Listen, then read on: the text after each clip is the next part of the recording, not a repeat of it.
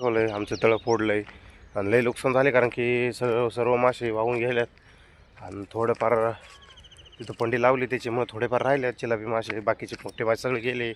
जे कतले बितले होते पहिले व्हिडिओमध्ये सांगितलं होतं का कतले बितले सोडल्यात, ते काहीच नाही राहिलं.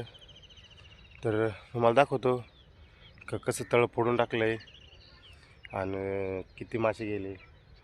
कारण की इकडं इथून हे पाणी दिसतं नाही, तळाच्या खालती धरणं ते तळं आहे, त्याच्या खालती असंच डायरेक्ट नदीला जातं आहे. तर सर्व मासे नदीला गेल्यात आणि थोडेफार काय राहिल्यात. पहिले पण पकडल्यात थोडे आणि आता थोडे राहिले ते घेतो काढून, नंतर दाखवतो. लगेच नको धरस.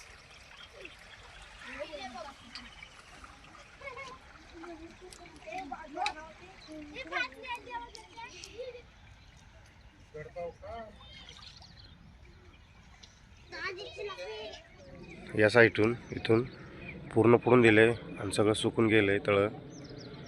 तर तुम्हाला मागच्या वारला व्हिडिओ दाखवला होता, लय मासे होते कारण की लय गेले रात्री नदीला.